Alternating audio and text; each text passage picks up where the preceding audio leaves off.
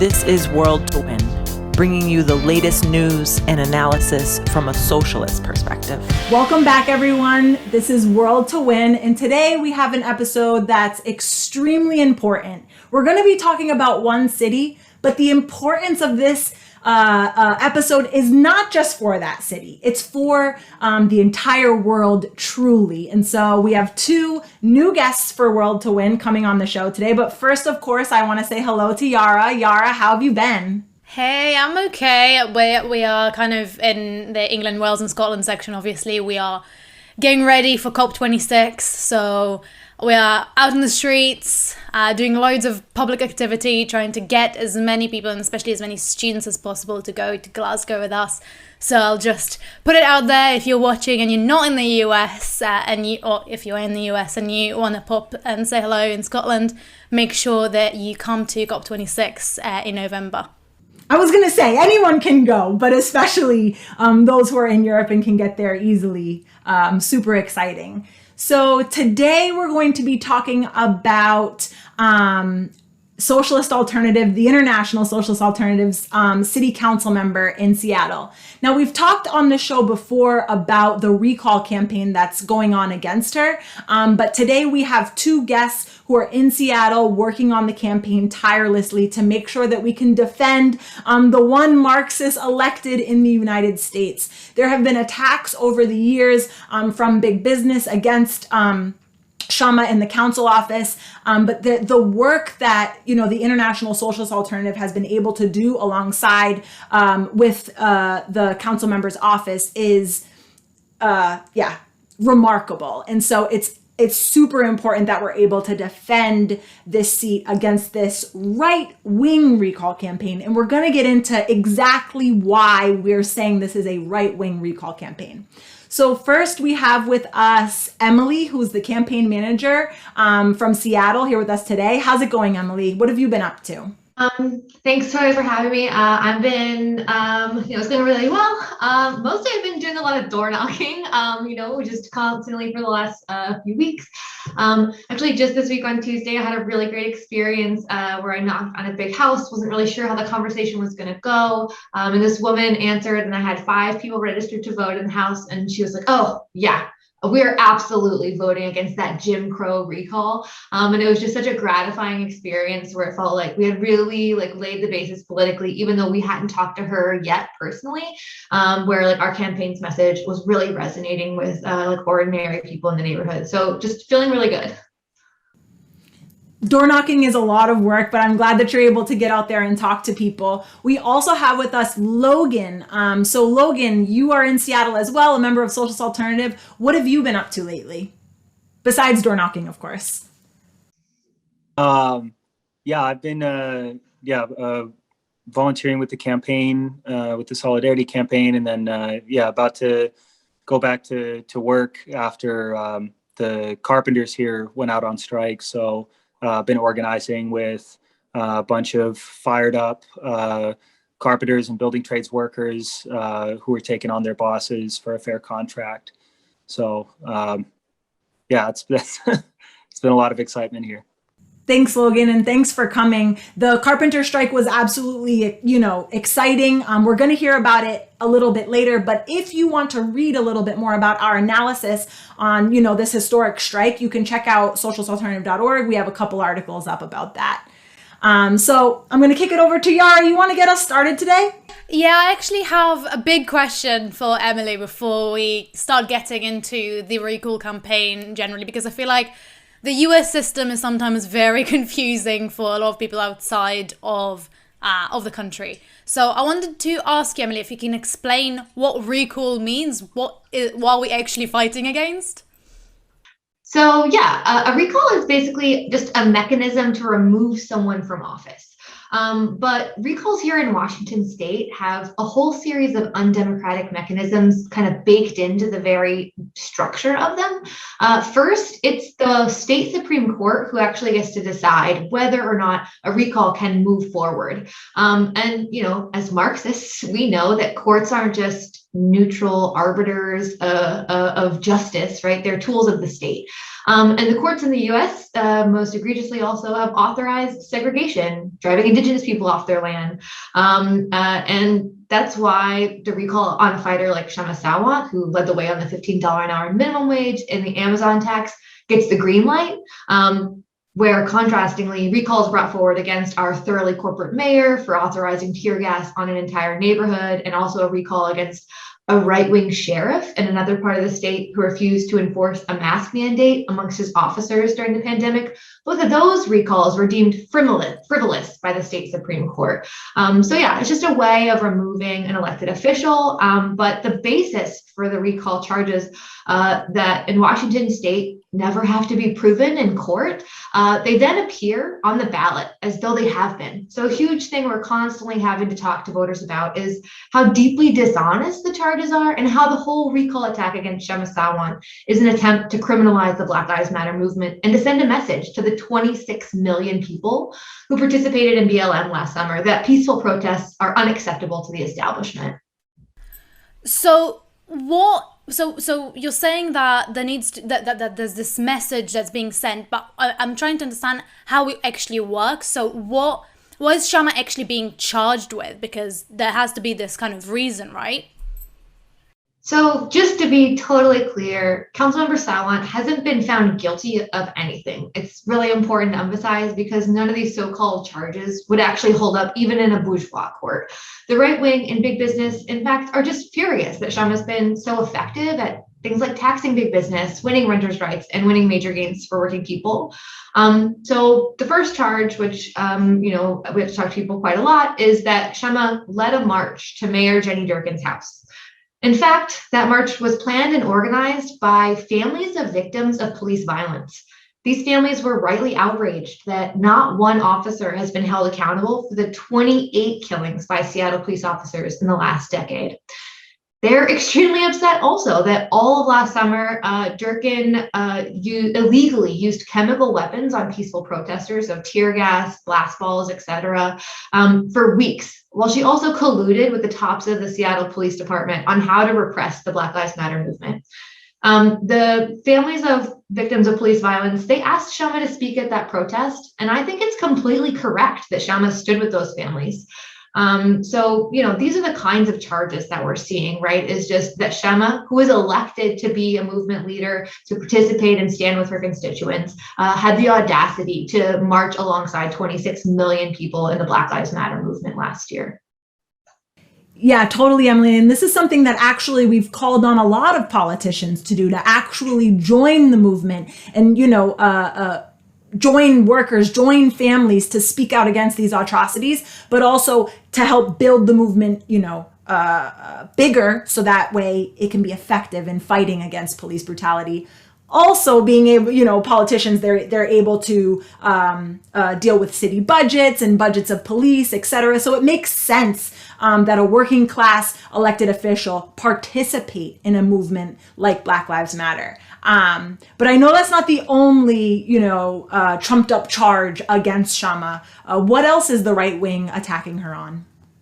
Yeah, absolutely. I totally agree that, politicians, there should be more politicians playing this active role in the Black Lives Matter movement and other movements that come forward from working class communities.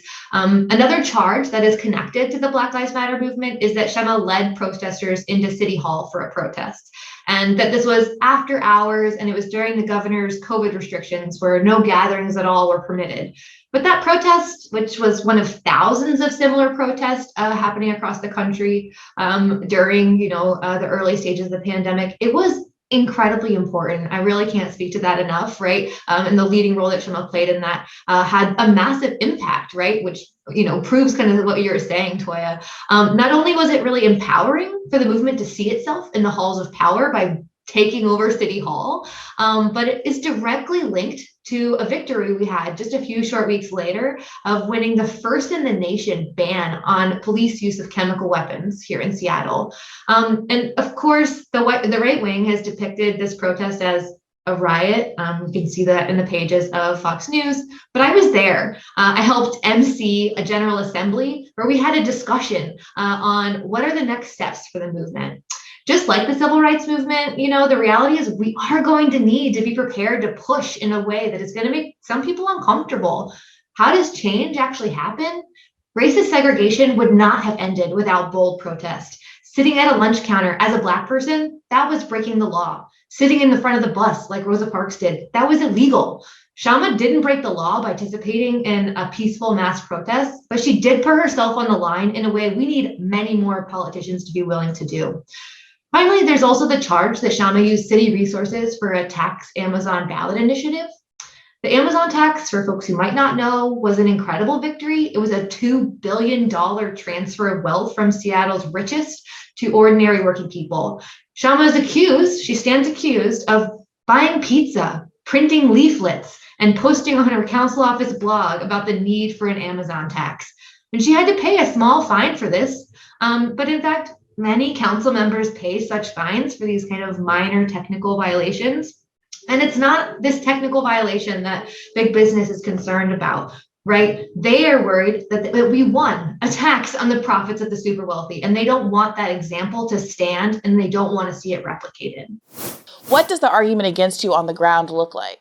They're not out there speaking the truth, saying, yeah, I hate Kshama Sawant because she has fought for renters and won victories, and I want to reverse those gains. I want the city to work only for real rich people. That's not what they're going around saying. Right. What they have brought are trumped up charges, completely dishonest, and their statement in the ballot, in the ballot pamphlet is going to imply that somehow we did engage in some wrongdoing, and our response to that, of course, makes it very clear that I have broken no law. No court has ever found me to have done something to have broken the law, but in fact that these are charges that are both dishonest, and also they are charges that actually, if you read them carefully, are an attack very clearly against the Black Lives Matter protest movement. Because, one of the charges is about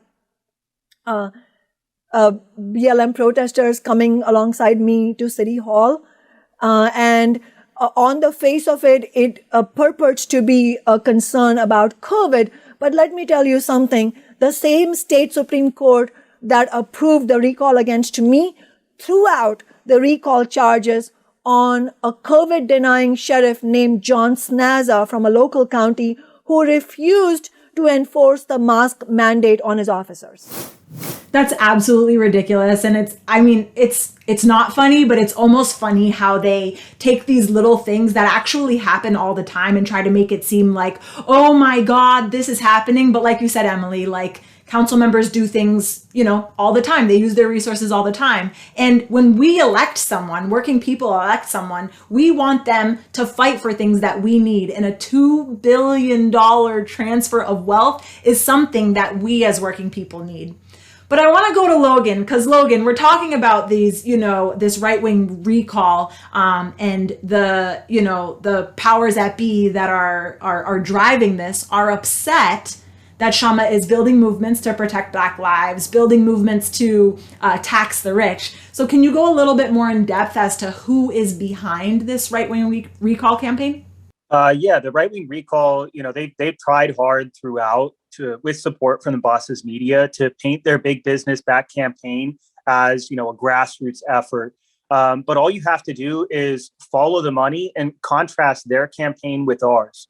The majority of donors to our working class campaign by profession are healthcare workers, tech workers, grocery store workers, teachers, and construction workers like myself. For the right-wing recall, it's CEOs, business owners, developers, and landlords. And these aren't just hapless small business owners. One of the recall's maxed out donors is the top contributor to Donald Trump in Washington state. George Petrie, a billionaire who also happens to be the corporate landlord leading in evictions of working families in Seattle. He's at the top of the list of over 130 Trump donors and over 500 Republicans who have donated to the recall of Seattle's most effective progressive politician.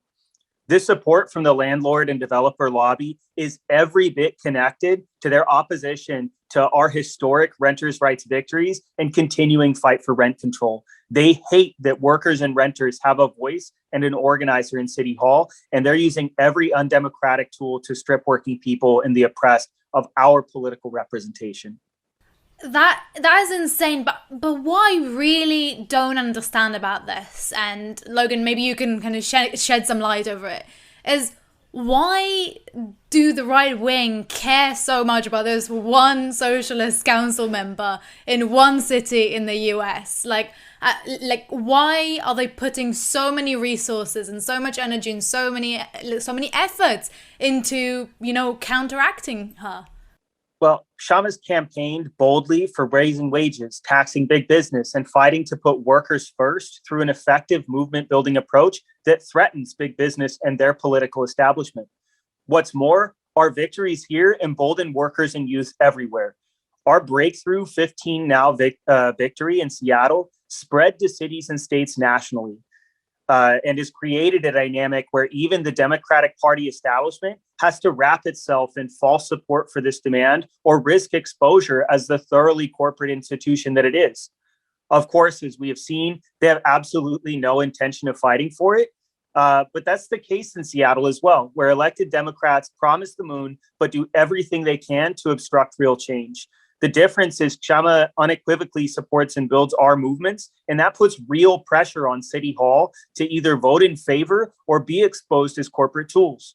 We have again and again forced unanimous and a majority votes on things that we were told weren't achievable, that, or in the Mayor Durkin's words, not going to happen.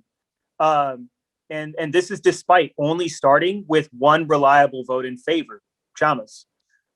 For years, but especially this summer, we've won incredible gains for renters in this city, from banning evictions of school-aged children, their families, and all school staff during the school year, to just a couple weeks ago, where we won, relocation assistance for any renter whose landlord increases their rent by 10%, as well as a 6-month notice of any rent increases for tenants. And through these battles, we built a movement poised to fight for universal rent control. That threatens the political establishment and the bosses, their profits. And then it also, as we've seen, spreads across the country. It inspires movements like Tax Amazon in Burbank, California, and the Tax the Rich campaign in Chicago. And that's what, where we threaten the profits of big business, not just in Seattle, but we threaten the profits of landlords and big business across the country. The recall campaign itself, which is very dominated by big business interests, corporate interests, especially corporate landlords who are livid at the incredible success we've had in winning renters' rights victories. In fact, just days ago, on Monday last week, we won some critical renters' rights. In the middle of a recall campaign against us, we have been able to, through our office and organizing renters, we have now won 2 major laws requiring landlords to give at least a 6-month notice before any rent increase, and requiring landlords, if they raise rents, in the absence of rent control, if they raise rents more than 10% or more, then, and that forces their tenant to move, then the landlords owe the tenants 3 months rent. Wow. These are major victories, and we were able to win despite the fact that the 8 Democrats on the council, they're not on our side. They're not on the side of renters, but they're forced to vote yes on these progressive issues because of how well we have been able to organize alongside renters and union members. And in fact, many progressive unions have been part of this effort alongside Socialist Alternative and my office. So it's no surprise that corporate landlords are angry. And it's not only that they would love to reverse the victories that we've already won. They know that if we stay in office, we are absolutely going to push for and win rent control. And we have already started a campaign. In fact, November 30th, just days before the recall election, the Renters' Rights Committee that I chair on the council is going to have a big discussion on our rent control legislation that my office has drafted. So it's clear where the battle lines are drawn.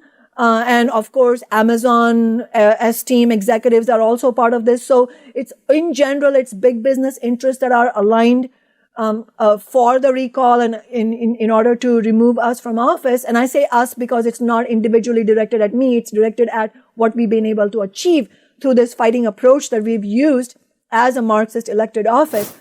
So I want to go back a little bit to some of the, more specifics about the process. So, Election Day in the US, unfortunately, is not a day that we get off from work, but everybody votes the same day. And this year it's November 2nd. But Emily, this vote is not happening on Election Day. It's happening during a special election, which sometimes we do special elections. But this was, a decision made by the recall campaign. Can you go a little bit more into why they would want to have the vote happening when we're not normally voting? Right. So our election, as you said, it's not just in December, but because we have mail-in voting here in Washington, it also means ballots are going out just a few days before Thanksgiving, the second biggest holiday, basically, here in the US.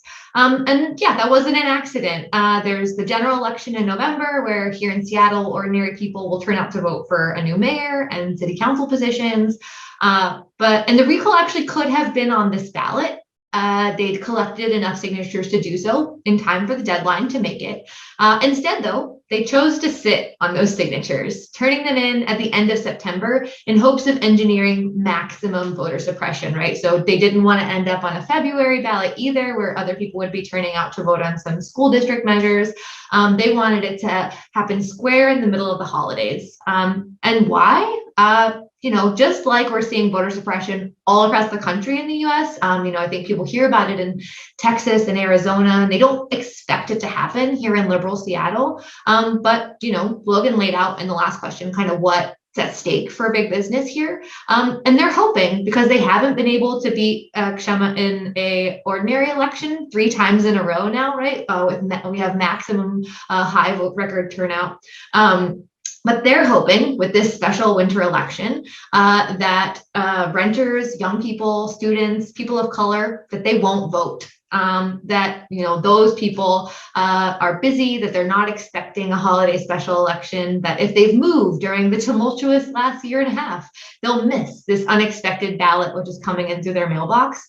But as Marxists, foresight over astonishment, right? So we're preparing for this in the best way that we can to counteract the right-wing voter suppression. That's why we're building the biggest get out the vote operation Seattle has ever seen. And of course, the biggest one before that was also our 2019 election campaign. But we're out in the neighborhood constantly, signing people up to talk to their friends, coworkers, and neighbors about how important this election is. And we'll be doing thousands of shifts over the next 7 weeks, where we knock on people's doors and set up tables in the community to talk to people about defending the voice for working people in City Hall and how urgent it is for them to get those ballots turned in. The recall election date is set for December 7th. And I think the date is not a logistical occurrence by any means. I think it's really important for all of your audience, national and international, to understand that from the very beginning, from its very inception, this is extremely political in nature. And the fact that they dodged the regular November election, when you have mayoral and city council candidates and other important ballot initiatives on the ballot, they have chosen an election which falls between Thanksgiving and the Christmas holidays itself is just reeks of their opposition to having a democratic election. And not only is this recall an attempt to have a do-over of, as you said, the democratic election that we won in 2019, it's incredible to see how every institution under capitalism has colluded to make this December 7th election happen, including the Washington State Supreme Court, which with no explanation at all sat on the ruling for whether they should go on the ballot or not for over 3 months, essentially opening the door for the recall campaign to have this election that is going to be favorable, election date that is going to be favorable for wealthy people and predominantly white and wealthy people, whereas renters, ordinary people, working people, communities of color are less likely to vote in these unusual elections. So that means that the challenge for us to get out the vote is that much more immense. It's almost as if they are afraid that if people actually go and vote, they would lose, It's actually ridiculous to see how much effort they're putting into making sure that democracy doesn't actually happen. In the few bits that democracy works, the way that bourgeois democracy works now actually can help working class people. Suddenly, they're making it more and more difficult for working class people to actually cast a vote and get what they want, and it's absolutely disgusting. But I want to ask Logan, because you mentioned at the start of this episode about the carpenters strike, and I've been reading a little bit about it, and it was really interesting to hear, first of all, more about it, but also how does that connect to our campaign with Kshama? In Seattle, carpenters in Western Washington just came off a 3-week strike where rank and file members had to take on not only the contractor bosses, but their own union leadership. Kshama didn't just follow the leadership that was selling out their members so as not to anger, the labor bureaucracy. Instead, she used her office to actively organize with the fighting rank and file around their specific demands for family wages, fully funded benefits, and paid parking, which can average $20 to $30 a day, which basically for us, that means the first hour you show up, you're just paying back that parking. It's essentially being taxed to go to work. And rank and file carpenters saw the way that their leadership, they had to drag them kicking and screaming through, 4 votes on rejecting proposed contracts, and how the leadership then came into the strike with an approach that was actively sabotaging and undermining the strike. And they took necessary independent action, shutting down as many job sites as they could, because stopping production and thereby stopping the profits of the bosses is the only way to win a strike. Kshama was shoulder to shoulder on the picket lines and used her office to raise the demands of this movement. And now her office has introduced legislation for contractors to fully pay for parking for all construction workers in the city, a demand that the union leadership has failed to deliver on. And, we're petitioning outside job sites to organize construction workers to fight for and win this. And, this is how socialists need to support and actively build labor struggles, pushing forward the militant initiative of workers, because this is how that we can rebuild the fighting labor movement that workers and youth so desperately need in this era of deepening and multiplying crisis that the ruling class intends to make us pay for. And that upsets the apple cart, when instead you're, instead of just going to the leaders who are being paid, outlandish salaries and are disconnected from the rank and file members, instead of going to them and saying, oh, whatever you say, I'll just do whatever you say. We break the rules of convention, right? Much like the bosses tell workers not to talk about their pay, we're told in the trades not to talk to each other. Workers are told not to get collectively organized and do what it takes to win. And having someone in office that's willing to say, no, talk about your wages. No, let's get organized. No, let's fight, and win by whatever it's going to take to do that, represents a danger to, those in society who have power, who have, who want to make profit at our expense.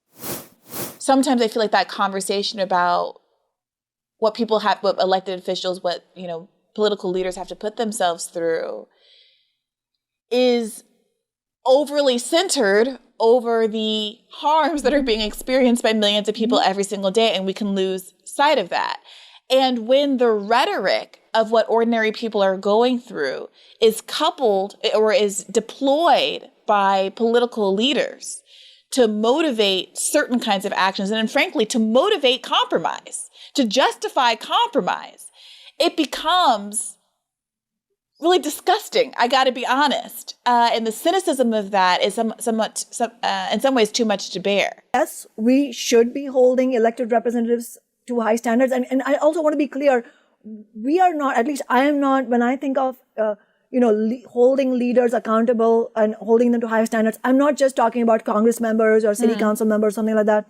We're also talking about elected officers in the labor movement. We're talking about unelected, but clearly people who are playing a leadership role in social movements, like in the Black Lives Matter movement. Well, that labor point I think is important, because part of why I asked that question wasn't just to be like, the progressives aren't doing what they need to be doing, but there is some question as to whether or not labor would deploy if asked at all, given the capture that exists at the head of a lot of these kinds of institutions.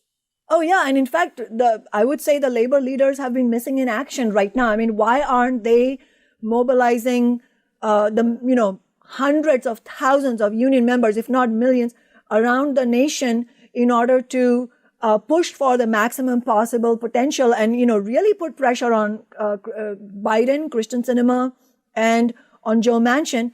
And I think you have to, alongside calling out the deficiencies in what the progressive Congress members have done, we also have to point out the deficiencies of the labor leaders as well. And, they're sort of the progressive leaders in every realm are sort of busy giving each other cover. And then, basically it is presented in a personalized standpoint that, well, it's very hard to do. You can't hold them to such high standards because you've never done it. You don't know what kind of hell it is. Well, we cannot accept that. We cannot accept that for precisely the reason you said, because yes, that is what you are called upon to do. That is what history requires us to do. We are facing an existential crisis as far as the human race is concerned. We are talking about tens of millions of Americans in the richest country in the world facing untold misery of different kinds, only compounded by the pandemic, by the economic crisis that they experienced. So yes, should we be holding elected leaders to high standards? Absolutely. Do they have an obligation? Absolutely. And I don't want to hear about, we can't expect everyone to be like you, Kshama. This is what I hear from people, and that is why we have to really push back against personality-oriented politics. It should not be seen as, some rare person can do it. No, what we need are political organizations like a working class party that will be accountable to us, where the party, by the power of its membership, by the rank and file, having a real say in what kind of party we want, that by that rank and file power, we can democratically decide this is the kind of campaign we want to run, this is the kind of candidate we want to have, and we are going to, within the party, democratically choose candidates who are up for that job. And if they prove deficient, then we are not against the idea of recall. We're just pointing out that in this case, the recall is by big business against working people. But working people absolutely should have the right to recall representatives who have failed them, because that is what the system does. Ultimately, the reason Bernie Sanders was in the Oval Office, in that photo op or whatever, I genuinely don't believe that it's because he wants to aggrandize himself, but it is because people like him believe that this is the best you can do. This is the best you can do. You can't overthrow capitalism. You can't. You have to make changes on the periphery. Well, we don't agree with that, and we don't believe that the times call for minimal changes. The time call for dramatic and courageous action, and that cannot come from personalized politics. It can only come from mass action, where masses of people have the democratic say in what happens. This is so true, and I think right now there's so much happening, especially in the US. There's so many strikes happening, and it's just so important that we get involved in them, and that everyone who can get involved in them as well. But I wanted to kind of ask one big question, which I think this leads me on to very well, which is, we're hearing a lot about this recall campaign. We're hearing so much about how important it is to fight against this right-wing attempt to curb the power of the working class, basically. But what can we do if we're not directly in Seattle right now? What can we do to actually, support this campaign? Absolutely. Yeah, we have a huge lift ahead of us, and it's only going to get more stark, right? We know that there's going to be hundreds of thousands of dollars in corporate cash coming into this race from PACs, which will spew right-wing talking points in the form of mailers, TV ads, web ads, etc. And yeah, if people are watching this and they're feeling inspired, we don't have CEOs backing our campaign. We wouldn't accept it if they did. But what we do have is over 8,000 individual donors to our campaign. And if you're a US citizen, you can also donate to this campaign at KshamaSolidarity.org. And it doesn't have to be, the maximum is $1,000 that you can give, but the vast majority of people give something more like $25 to our campaign. We accept donations of 5 cents all the time, because ordinary people don't have a ton to spare, but whatever they do, they want to invest into this campaign. So yes, if you're a US citizen anywhere, you can donate to this campaign. You can also volunteer, even if you're not on the ground here in Seattle. You can sign up on that same website. And do, you could phone bank for us, but there's even small things like posting on social media about this campaign and how important it is a huge lift for our work here on the ground, just spreading our message. Corporate media outlets like the Seattle Times, like the New York Times, they're not interested in covering our perspective, right? And so we have to fight tooth and nail. I mean, that's why we have this World to Win show, right? Is so we can get our analysis out there and sharing that message more broadly so that more ordinary people everywhere, and especially those with growing socialist consciousness, feel ownership over winning this fight, feel like they know what's at stake. That puts us, we're just so much more equipped to win if there are a broader layer of people who are following this fight and feel like it's theirs to win. Yeah, Emily, I saw that, the right-wing recall campaign even spent some of that CEO money to fly a plane across the city with a banner behind it that said Recall Sawant. Like, what a great use of funds. Like, it's absolutely insane, the length that they're willing to go. It's not like there's a climate crisis or anything. No, they're flying across, Seattle. They're bringing movie stars up to space. Like, what's next? But if you want to, and you should, share, messages on social media so that we can spread the word a little more. We have in the description below the links to all the social media so you can share it, especially for those who can't financially give to the campaign. Spreading the word is just as important. But Logan, money, social media, is there anything else that people can do to really help this fight? Yeah, definitely. Kshama is a member of the same organization that I am and that Emily is, Socialist Alternative. And so, I would encourage anyone watching this with excitement, who's, watching a world on fire and wondering, how do we put this out, right? And as Fred Hampton said, you fight fire with water, right? You fight racism with solidarity. You fight capitalism with socialism. And so I would encourage you to reach out to Socialist Alternative if you're in the United States, or the International Socialist Alternative, which is our international organization, if you're in another country.